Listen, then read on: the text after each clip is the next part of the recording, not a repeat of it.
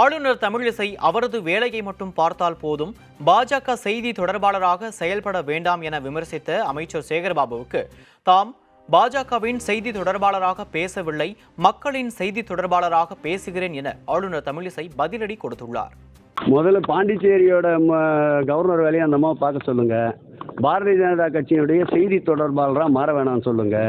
அவங்களுக்கு இருக்கிற பணியை அவங்க பார்க்க சொல்லுங்க. அவங்களோட எதிர்கால திட்டம் தமிழகத்தில் எங்கேயாவது நாடாளுமன்ற உறுப்பினராக போட்டியிடணுன்ட்டு. நிச்சயமாக எங்கே போட்டிட்டாலும் ஏற்கனவே தமிழக மக்கள் அவங்களுக்கு தோல்வியை தான் பரிசாக கொடுத்துருக்காங்க. மீண்டும் தோல்வியைத்தான் பரிசாக தருவார்கள். ஆகவே பாண்டிச்சேரிக்கு உண்டான கவர்னர் அந்த பொறுப்பிற்கு உண்டான பணிகளை அவர் மேற்கொண்டால் நல்லது. என்ன போய் அங்கே வேலை செய்ய சொல்கிறதுக்கு அவருக்கு எந்த உரிமையும் இல்லை. ஒன்று.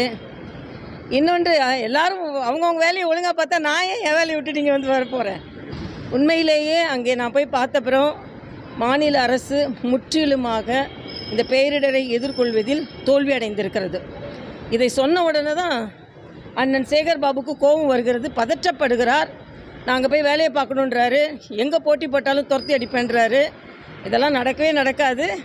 என்னை பொறுத்த மட்டும் மக்களின் வாய்ஸாக நான் பேசுகிறேன். பாஜகவின் செய்தி தொடர்பாளர் மாதிரி பேசுகிறாரு அப்படின்னு சொல்கிறார். இல்லை, மக்களின் செய்தி தொடர்பாளராக நான் இன்று பேசினேன், நிச்சயமாக பேசுவேன்.